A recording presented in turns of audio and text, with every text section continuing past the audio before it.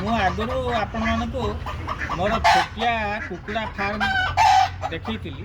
କୁକୁଡ଼ା ଫାର୍ମ ତ ନୁହେଁ, ପକ୍ଷୀ ଫାର୍ମ। କାହିଁକିନା ତା ଭିତରେ କୁକୁଡ଼ା ଅଛି, ବତକ ଅଛି, ହଂସ ବି ଅଛି।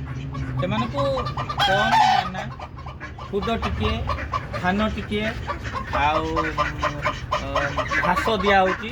ୟାକୁ ହିଁ ଖାଇ ସେମାନେ ରହିଛନ୍ତି ଏବଂ ଅଣ୍ଡା ଦେଉଛନ୍ତି। କେତେ ମୋର ଦର୍ଶକ ପ୍ରଶ୍ନ କରିଥିଲେ, ସାର୍ ଆପଣ ସବୁବେଳେ କୁକୁଡ଼ା କଥା କହୁଛନ୍ତି, କୁକୁଡ଼ା ବତକ ଦେଖାଉଛନ୍ତି, କିନ୍ତୁ ସେମାନେ ଅଣ୍ଡା ଦେଉଛନ୍ତି ନା ନାହିଁ?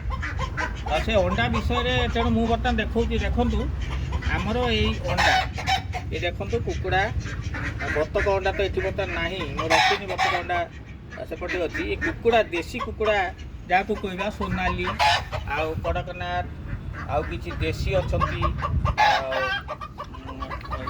ଆରାୟା, ଲେଘନ୍, ସବୁ ପ୍ରକାର କୁକୁଡ଼ାରୁ ମୁଁ ଗୋଟେ ମିଡ଼ିୟମ୍ ଭଳିଆ ସବୁ ରଖିଛି। ସେମାନେ ଅଣ୍ଡା ଦେଉଛନ୍ତି। ଯାହା ଅଣ୍ଡା ସେଥିରୁ ମିଳୁଛି ଆମର ପରିବାରର ଖର୍ଚ୍ଚ ଚଳିଯାଏ। ଆଉ ଅଧିକ ହେଲେ କାଁ ଭାଁ ମଧ୍ୟ ବିକ୍ରି ବଟା ହୁଏ।